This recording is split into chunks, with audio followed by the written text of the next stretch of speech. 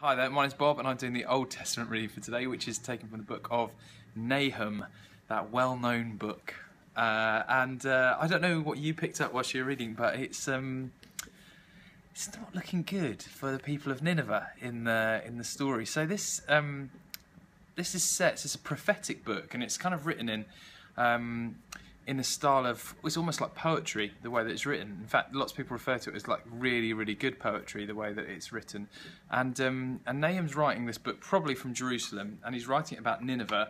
And if you know the story of Jonah, so we're about 100 and something years on from the story of Jonah, where God says to the people of Nineveh, you need to repent, you need to change from your evil ways and turn to me. And you know the story of Jonah and the whale and everything else. But in the end, the people of Nineveh do repent, and God does, doesn't judge them for the evil that they've kind of been into, but they repent. Anyway, this is later, and they've basically gone back to their old ways, and it's got really, really bad. And so this book is kind of a book of, explaining the Lord's anger towards the kind of things that these people are doing, and what they're up to. And it can be really hard to read it sometimes because you feel like this is God's anger towards people, and yes, it is to some extent, but it's more His anger towards the behaviour of the people, what they're into, and things like that. So there's this in chapter 3.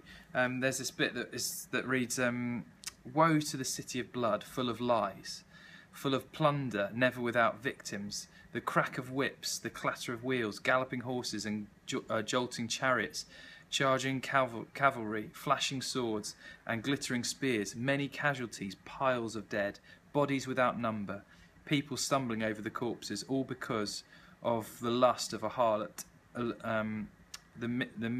mistress of sorceries, who enslaved nations by her prostitution and peoples by her witchcraft." And then it says, "I am against you, declares the Lord Almighty." And basically what you see there is God sort of starting to list all these things that He's against. He's against lies in this. He's against stealing and plunder and things like that. He's against slavery. He's against pride. He's against violence. He's against death. He's against lust. He's against witchcraft. He's against all these things. He just is not for them. They're just so opposite to who He is and what He's about and the life that He brings. And God's in this moment. He's like, I am not for this. I am not for this, and I need to do something about it. And then it gets really quite graphic. It says, "I am against you, declares the Lord Almighty. I will lift your skirts over your face, and I will show the nations your nakedness, and the kingdoms your shame. I will pelt you with filth, and treat you with contempt, and make you a spectacle." And basically, take the people out of this for a minute, and think about God saying this to the things like slavery, the things like lies, the things like cheating, the things like violence and anger. And God's saying, I'm going to lift your skirt. I'm going to humiliate death. I'm going to humiliate slavery. I'm going to humiliate these things and pelt filth at you. God is saying, this is my anger is riled towards these things, and not necessarily the people behind them, if that makes sense as well. So there you go. Hear that for today. Hard book to read, but in it we hear more of God's heart.